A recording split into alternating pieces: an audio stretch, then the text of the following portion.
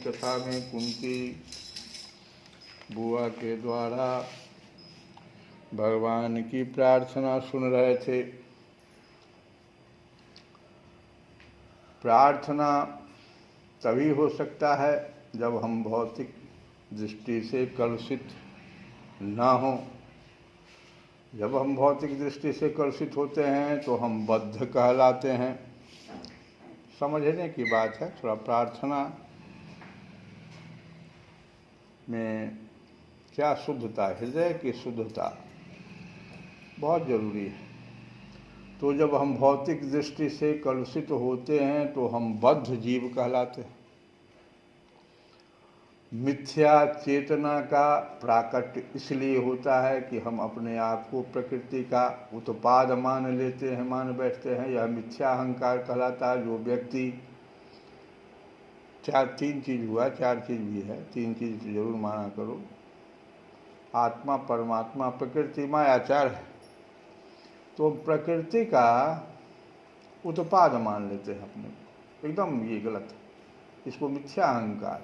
जो व्यक्ति देहात्म बुद्धि में लीन रहता है, देहात्म बुद्धि कहते हैं कि यह शरीर ही मेरा है और कुछ दुनिया में है ही नहीं। देहात्म बुद्धि, इसी के लिए हमको सब कुछ करना है, ये देहात्म बुद्धि हुआ। तो जो व्यक्ति देहात्म बुद्धि में लीन रहता है वो अपनी स्थिति, अपने स्वरूप को नहीं समझ पाता है। भगवद गीता का जो भगवद गीता है उसका प्रवचन है कि देहात्म बुद्धि से मनुष्य को मुक्त करने के लिए ही ये भगवद गीता का प्रवचन हुआ था, और भगवान से यह सूचना प्राप्त करने के लिए ही अर्जुन ने अपने आप को इस अवस्था में उपस्थित किया था।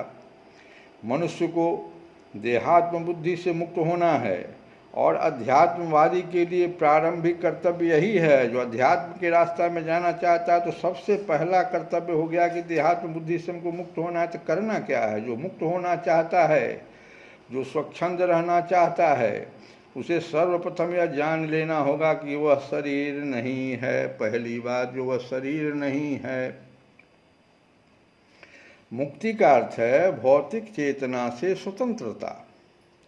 श्रीमद्भागवत में भी मुक्ति की परिभाषा दी गई है कि मुक्ति हित्वा न्यथा रूपम स्वरूपेण व्यवस्थिति। मुक्ति का अर्थ है इस भौतिक जगत की कलुषित चेतना से मुक्त होना और शुद्ध चेतना में स्थित होना। भगवत गीता के सारे उपदेशों का मंतव्य इसी शुद्ध चेतना को जागृत करना है।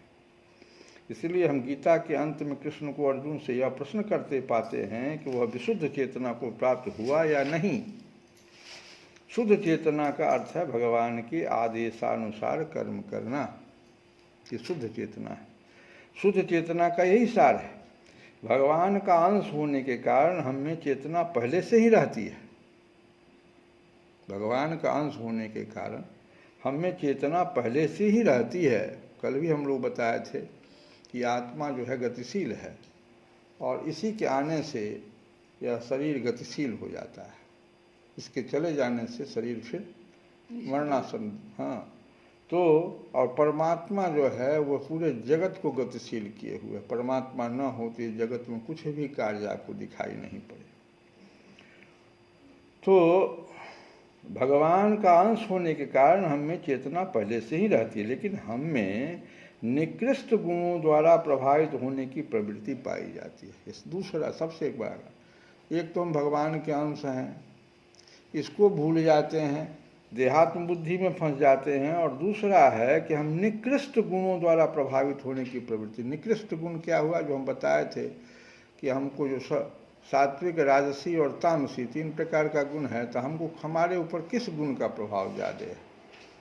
चाहे वो पिछले जन्म के प्रतिफल से हुआ हो या इस जन्म के प्रतिफल से हुआ या सत्संगति से हुआ, तो निकृष्ट गुणों द्वारा प्रभावित होने की प्रवृत्ति पाई जाती। किंतु भगवान परमेश्वर होने के कारण कभी प्रभावित नहीं होते। परमेश्वर तथा शुद्ध क्षुद्र जीवों में यही अंतर है। अब आगे सुनो, यह चेतना क्या है? यह है मैं हूँ। यह चेतना क्या है? हमेशा आदमी कहता है मैं हूँ, तो फिर मैं हूँ क्या है? कलुषित चेतना में मैं हूँ का अर्थ है कि मैं सर्वे सर्वा। मैं हूँ तो ठीक है, लेकिन कलुषित चेतना जब तुम्हारी बनती है, कलुषित चेतना कहते हैं कि देहात्म बुद्धि के तरफ हमारा ध्यान, तो ये कलुषित चेतना है। और इसमें जो मैं हूँ है, मैं हूँ तुम भी कहते हो, और मैं हूँ जो है वो हम ब्रह्मास्म वाला वो साधु संत भी बोलता है, लेकिन अंतर है दोनों में। यहाँ पर मैं हूँ का अर्थ है मैं सर्वे सर्वा हूँ, मैं ही भोगता हूँ। यह संसार चलायमान है, क्योंकि प्रत्येक जीव यही सोचता है कि वही इस भौतिक जगत का स्वामी तथा सृष्टा है, दोनों है। ये प्रत्येक जीव यही समझ रहा है। भौतिक चेतना के 2 मनोमय विभाग हैं। एक के अनुसार मैं ही सृष्टा हूँ और दूसरे के अनुसार मैं ही भोगता हूँ। लेकिन वास्तव में परमेश्वर सृष्टा तथा भोक्ता दोनों है। आप कुछ नहीं, आप दोनों में से कुछ नहीं। और परमेश्वर का अंश होने के कारण जीव न तो सृष्टा है और न ही भोक्ता है, वह मात्र सहयोगी है। जैसे आगे देखो, वह सृजित तथा भुक्त है। उदाहरण के अनुसार मशीन का कोई एक अंग संपूर्ण मशीन के साथ सहयोग करता है। इसी प्रकार शरीर का कोई एक अंग पूरे शरीर के साथ सहयोग करता है। हाथ, पांव, आंखें आदि शरीर के अंग है, लेकिन ये वास्तविक भोक्ता नहीं है। भोक्ता तो उधर है। पांव चलते हैं, हाथ भोजन देते हैं, दांत चबाते हैं और शरीर के सारे अंग उदर को तुष्ट करने में लगे रहते, क्योंकि उदर ही प्रधान कारक है जो शरीर रूपी संगठन का पोषण करता है। अतएव सारी वस्तुएं उदर को दी जाती है। जड़ को सींचकर वृक्ष का पोषण किया जाता है और उदर का भरण करके शरीर का पोषण किया जाता है, क्योंकि यदि शरीर को स्वस्थ रखना है तो शरीर के सारे अंगों को उदर पूर्ति में सहयोग देना होगा। इसी प्रकार परमेश्वर ही भोक्ता तथा सृष्टा है और उनके अधीनस्थ हम उन्हें प्रसन्न रखने के निमित्त सहयोग करने के लिए हैं। इस सहयोग से हमें लाभ पहुंचता है। ठीक वैसे ही जैसे उदर द्वारा गृहित भोजन से शरीर के सारे अंगों को लाभ पहुंचता है, यदि हाथ की अंगुलियां या सोचे कि वे उदर को भोजन न देकर स्वयं ग्रहण कर लें तो उन्हें निराश होना पड़ेगा। सृजन तथा भोग के केंद्र बिंदु परमेश्वर हैं और सारे जीव उनके सहयोगी हैं। सहयोग के कारण ही वे भोग करते हैं। यह संबंध स्वामी तथा दास जैसा है। यदि स्वामी तुष्ट रहता है तो दास भी तुष्ट रहता है। इसी प्रकार परमेश्वर को तुष्ट रखना चाहिए।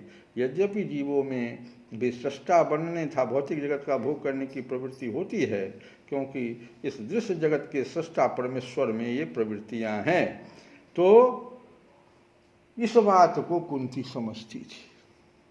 जो बात अभी हम बोले, कुंती के पास 5 महारथी पुत्र, क्या नहीं था, अब तो वैभव भी मिल गया था। इसके बावजूद भी भगवान से वो प्रार्थना करती है कि विपत्ति हमारे ऊपर आती रहे ताकि हम तुम्हें याद करते रहें और तुम हमें याद करते रहें। इसके मूल में यही बात है जो कुंती से बात को जो अभी हम कहें उसके पास कलुषित चेतना नहीं थी। भगवान अगर तुष्ट हैं तो हम भी सुखी हैं, ये भाव रखना पड़ेगा। मैं आपको, आगे कुंती कहती है कि मैं आपको अनादि अनंत सर्वव्यापक सबके नियंता काल रूप परमेश्वर समझती हूँ। संसार के समस्त पदार्थ और प्राणी आपस में टकराकर विषमता के कारण परस्पर विरुद्ध हो जा रहे हैं, परंतु आप सब में समान रूप से विचर रहे हैं। भगवान, आप जब मनुष्यों की सी लीला करते हैं तब आप क्या करना चाहते हैं यह कोई नहीं जानता। आपका कभी कोई न प्रिय है और न अप्रिय। आपके संबंध में लोगों की बुद्धि ही विषम हुआ करती है। आप विश्व के आत्मा हैं, विश्व रूप हैं, न आप जन्म लेते हैं न कर्म ही करते हैं। फिर भी पशु पक्षी मनुष्य ऋषि जलचर आदि में आप जन्म लेते हैं और उन योनियों के अनुरूप दिव्य कर्म भी करते हैं। यह आपकी लीला ही तो है। जब बचपन में आपने दूध की मटकी भोर कर यशोदा मैया को खिजा दिया था और उन्होंने आपको बांधने के लिए हाथ में रस्सी ली थी, तब आपकी आंखों में आंसू छलक आए थे, काजल कपोलों पर बह चला था, नेत्र चंचल हो रहे थे और भय की भावना से आपने अपने मुख को नीचे की ओर झुका लिया था। आपकी उस दशा का, लीला छवि का ध्यान करके मैं मोहित हो जाती हूँ। भला जिससे भय भी भय मानता है उसकी यह दशा। आपने अजन्मा होकर भी जन्म क्यों लिया है? इसका कारण बतलाते हुए कोई महापुरुष यों कहते हैं कि जैसे मलयाचल की कीर्ति का विस्तार करने के लिए उसमें चंदन प्रकट होता है, वैसे ही अपने प्रिय भक्त पुण्य श्लोक राजा यदु की कीर्ति का विस्तार करने के लिए ही आपने उनके वंश में अवतार ग्रहण किया है। दूसरे लोग यों कहते हैं कि वसुदेव और देवकी ने पूर्व जन्म में सुतपा और पृष्णी के रूप में आपसे यही वरदान प्राप्त किया था, इसलिए आप अजन्मा होते हुए भी जगत के कल्याण और दैत्यों के नाश के लिए उनके पुत्र बने हैं। कुछ और लोग यों कहते हैं कि यह पृथ्वी दैत्यों के अत्यंत भार से समुद्र में डूबते हुए जहाज की तरह डगमगा रही थी, पीड़ित हो रही थी, तब ब्रह्मा की प्रार्थना से उसका भार उतारने के लिए आप प्रकट हुए। कोई महापुरुष यों कहते हैं कि जो लोग इस संसार में अज्ञान कामना और कर्मों के बंधन में जकड़े हुए पीड़ित हो रहे हैं, उन लोगों के लिए श्रवण और स्मरण करने योग्य लीला करने के विचार से ही आपने अवतार ग्रहण किया है। भक्तजन बार बार आपके चरित्र का श्रवण गान कीर्तन एवं स्मरण करके आनंदित होते रहते हैं। वे ही अविलंब आपके उस चरण कमल का दर्शन कर पाते हैं जो जन्म मृत्यु के प्रवाह को सदा के लिए रोक देता है। श्री कृष्ण गोविंद हरे मुरारे हे नाथ